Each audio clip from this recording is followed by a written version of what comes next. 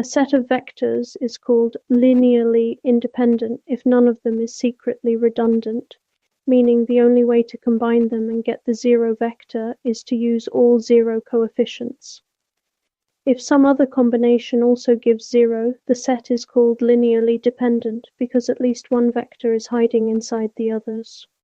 The test is always the same.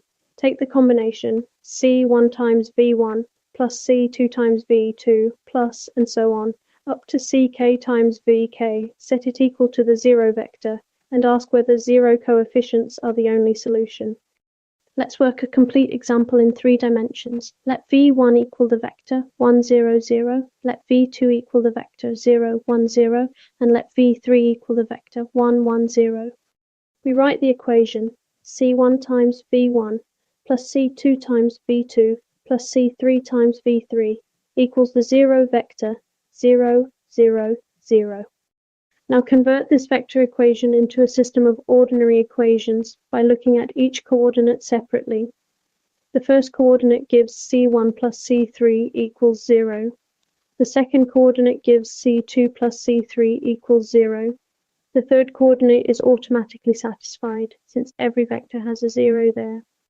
To solve, pick a value for C3 and see what happens. Let C3 equal 1. Then from the first equation, C1 equals minus 1. And from the second equation, C2 equals minus 1. So we have found the solution. C1 equals minus 1. C2 equals minus 1. C3 equals 1.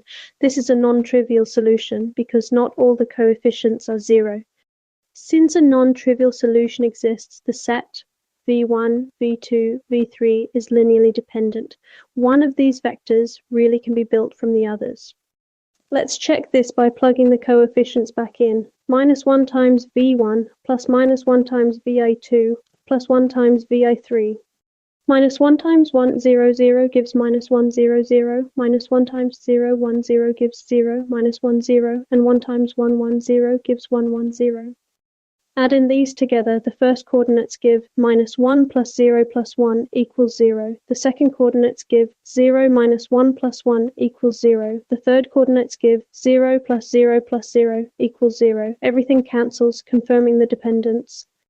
This 4-step process, write the vector equation, convert it into a system, solve the system, then interpret the result, is exactly the same test used everywhere else in linear algebra whenever independence needs to be checked. Like and follow for more math tutorials, one idea at a time, nothing rushed.